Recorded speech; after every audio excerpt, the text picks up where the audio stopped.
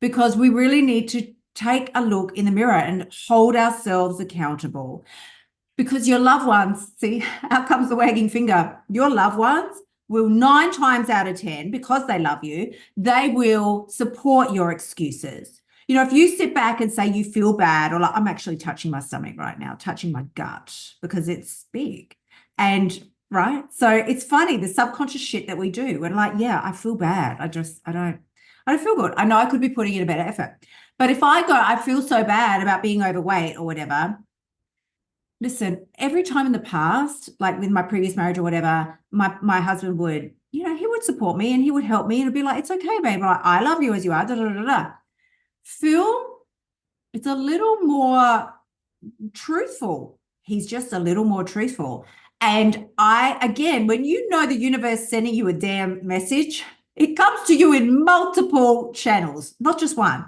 So I had my $8,000 channel, my $25,000 channel. And then over here, I got Phil, who said to me the other day, you know, something along the lines of, you just need to be consistent. Like, you just don't follow through. And I thought, oh my God, I'm going to smack you in the face. Like this. There's going to be a backhander coming for your head. Ka-kong, like that.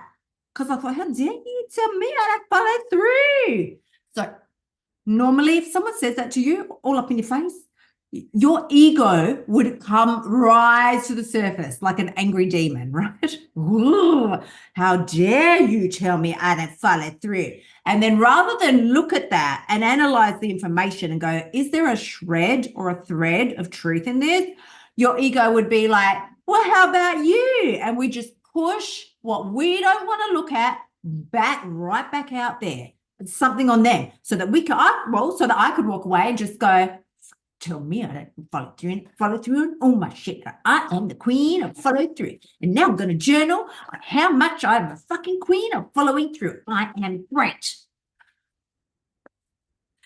Or I could listen to him because, please, been through the marriage, the divorce, you know, found this amazing new relationship, don't want to fuck it up.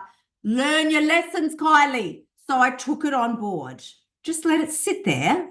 Didn't have a crisis or a meltdown. I just let it sit there and thought, interesting. Because I know he loves me, but he is seeing this quality in me that I'm not seeing because I don't want to see it, so I don't see it. Then one of my stepsons, I think it was the 15-year-old, he said something to me about, Kylie, you just don't keep your word, or you don't follow through on your word. And I thought, what? I keep my word, I follow my word. Again, he was referring to the gym for some conversation we were having. And I thought, what the hell is going on here? Third strike. Phil and I were at the Chemist Warehouse getting our protein shake. And I'm all excited. I want the vegan one because I don't want the dairy. And I want the protein powder for the vegan. Acting like I'm something, right? Up comes a dude. His name's Malcolm. And he goes to our gym and he wanders in. He's a very friendly man. Hi, he says to me and Phil. We're standing there with our protein shakes, right? We're vegan and this one's the vegan. Hi, hello, he says. Oh, hi, Malcolm. Look at me choosing my protein shake. This is really good, Kylie. You know, it's really good. I'm proud of you because he goes twice a day, every day without fail. The man's a beast, right? I'm proud of you, Kylie. That's really good because, you know, you don't eat a lot of meat, so you do need to get your protein. Now, he just was the softest, quietest man. He just says, now we just need to get you to be consistent. That's all he said. And I thought, okay. So either I am at a crossroads. I either now get to look at all the evidence and the kind messages that the universe is sending me and decide, is this true or is it bullshit? Because I can keep living in my delusion if I want to. That's the beautiful part about this. God is not going to clonk me over the head with a brick and give me fucking amnesia so that when I do wake up, I think I'm the queen of follow through and commitment and consistency. Nah. He gives you a choice. And I'll always have a choice. I really wish I'd get the brick because I want to be automatically consistent and showing up and following through. But I'm not. I'm pretty fucking lazy. At my core, I'm a lazy ass person, which I find really weird because I'm also a Virgo and I'm so anal about organization and cleanliness that I think in my head, I just connected that with perfection in all areas of my life. I'm like, well, I excel at everything because I like cleanliness and organization. So you open my cupboards, it's like, what was that movie? There was a movie many, many years ago. Oh, I don't remember. It was Julia Roberts was in it. Man, it was so good. Anyone from my era, you will remember, where her husband was like I don't know, like a freak. And he would make her, have all the cans of tomatoes turned around the right way in the cupboard, lined up like that. Everything else had to be sort of stacked, towels had to be stacked perfectly I'm like that. That's me. Me. I'm that person, right? So you would think that sort of person would be like really rooted, like I was going to say rudimentary, but really like structured in every area of their life. And yes, I like structure. We all like structure, but I'm also very fucking lazy. And there is some vital areas that will improve my life exponentially that I'm not following through on. This is how Project 100 Days came about. So again, please excuse me. I should have asked, and I didn't. I should have asked if you can all hear me in the chat. I'm sure you would have let me know by now if there was something wrong and you couldn't hear me. So this is how Project 100 Days came about. I thought to myself, okay, anybody can do one of those 10-day challenges. That's easy as piss, right? Then now and then the 30-day challenges pop up. I thought it's good, but no one's going to change their life in 30 days. This is for me. I thought I'm not going to change my life in 30 days. And then I wondered, I remember somebody, I'm reading it once somewhere, and I thought this makes sense to me. They said, if you do something for 180 days consistently, that will change your life. And I thought, yes, that does make sense because 360 degrees in a circle, 180, 360-ish, 365 days in a year, right? Half a year. I mean, it just seemed like, you think about it, if you turn 180 degrees, you've turned exactly in the opposite direction to where you were.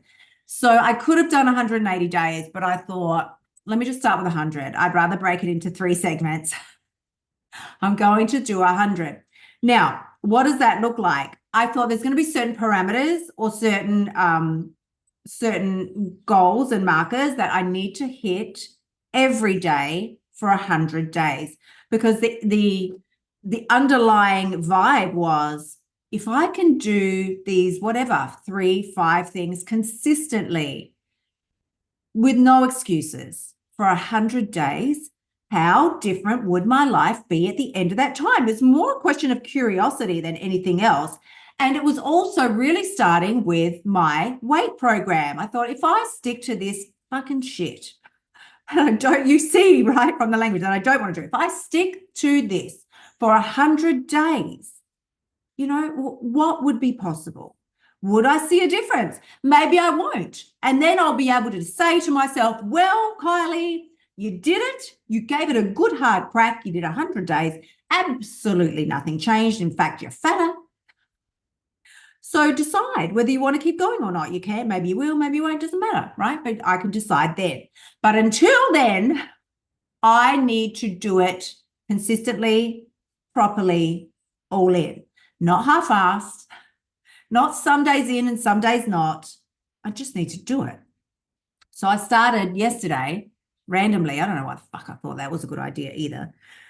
Because, normally you would start on a Monday. Well, yesterday was Wednesday. I did everything opposite. Remember that George Costanza episode from Seinfeld?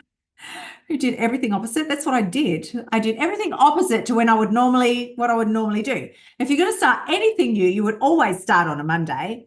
Well, for some reason I thought it was going to be a good idea to start on a Wednesday. I'm still really regretting that. I don't know why I did that. Please excuse me. And then here's how I know I need this. Because when I woke up this morning, I didn't want to do any of it. I'd set myself certain goals. You got to get up before 6:30. I really want to get up at 6, but I'm starting with 6:30. I used to get up at 5. I used to be such an early bird. So we'll go through this. I'll tell you exactly what my markers are going to be. And then if you want to do it, you can set your own, okay, that we're going to do. Now, I'd started with maybe 3, but I've added on a couple more.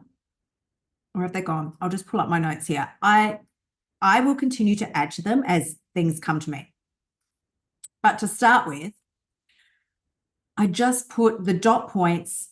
I'll share it in the video on the replay, but I just put the dot point, what do you call it? Like the dot points on the notes on my phone. It's called Project 100 Days. And I've put certain things on here. Back to the gym, needs to say gym daily. Needs to say gym daily. Daily gym or movement. Do you know what I mean? It doesn't have to be gym, but it needs to be movement, like getting your steps in, doing the things. Daily gym. I have to nail my morning routine. I need to do my FTS journaling daily. And then I've also put on here to follow the eating codes daily. And at the end of here, I've just got to stop excuses. And I can go through these like 5 points or whatever it is, 5 points at the end of each day and just tick them, right? It's like a dopamine hit for my brain. Did I hit my markers that day? You don't want to have 25. I'll probably switch some out at some point when I feel like I'm really consistent. I mean, I am consistent with the eating codes every day. So at some point I might want to add in something else and replace that one. I don't want to have more than 5 because if I put a list of 35 things to do each day, make sure I hit those markers, I'm going to feel like a failure when I don't, because I won't. And I'll feel like failure and then I'll eat. And I don't want that. So I've kept it really simple. I would only do 3 to 5 really for 100 days. So pick your needle movers would be what I would say about it. Pick a damn needle movers. Don't pick, make my bed each day. That's not a fucking needle mover. Your life isn't going to be dramatically better or dramatically worse if you make your bed. But my life will be dramatically better or dramatically worse in 100 days if I strengthen my body or not. It will be very different if I follow the eating codes or not. It will, what else did I have here? Journaling, following my morning routine. Oh my God, it just makes all the difference in the world to your mindset when you follow your morning routine. I should share with you what my morning routine is, but it's still very fresh and new to me. So I'll try and remember it. But so it's getting up. The ultimate goal is 6. It's got to be right now. It's got to be 6:30. The reason is not because I'm just so tired, and I don't know why I'm so tired. I'm also a little scared to go to the doctor and like get a blood test in case they find something. Again, procrastination. I know I feel like I should just go. I'm sure everything is fine, but when you've had someone in your family die of cancer, as I have, now I'm scared. I'm scared. What if they find? What is the reason for this utter exhaustion? I mean, if I'm very honest, I think it's just iron deficiency because I don't eat the meat. So my morning routine currently is to get up, let's say between 6 and 6:30, have to be up.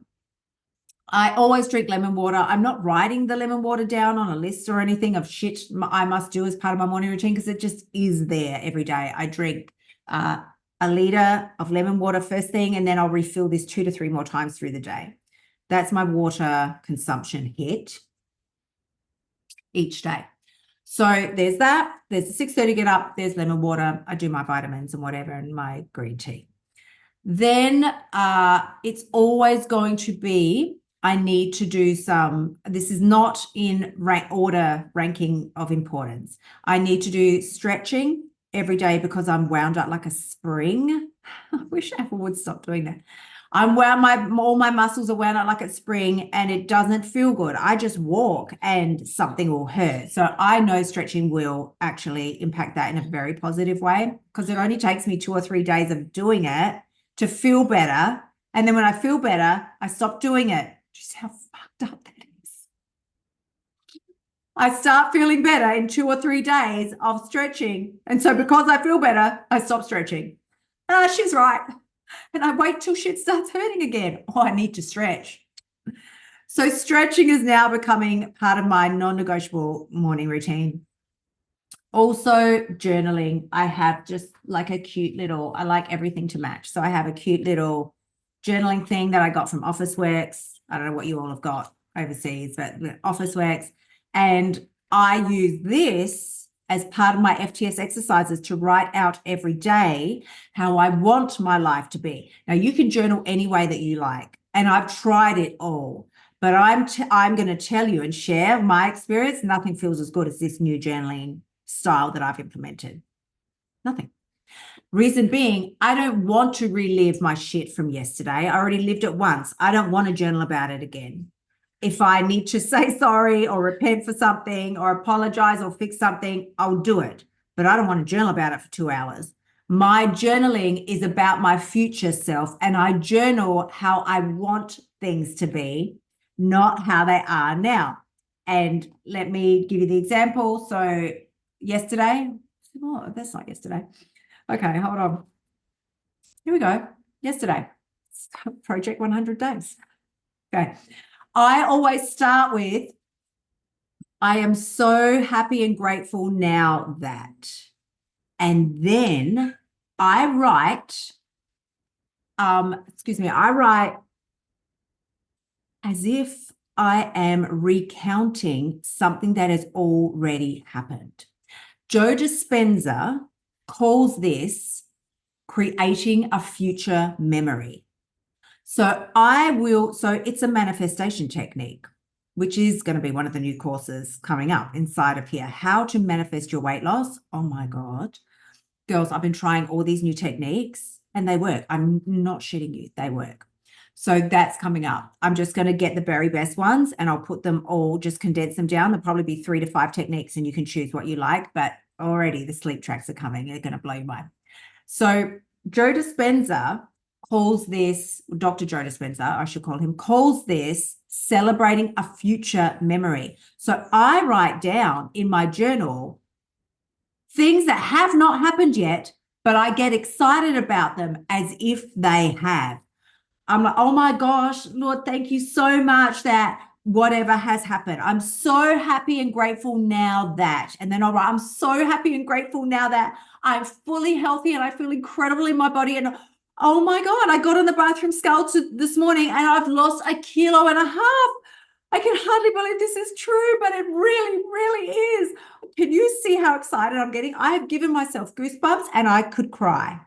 That's what I want you to generate, because weight loss isn't going to come to you because you want it bad enough. We will always match energetically with whatever we are the perfect match for in the quantum field. This is science, and I am the world's biggest scientific dumbass, but I know this, that in the quantum, no energy is all there is, right?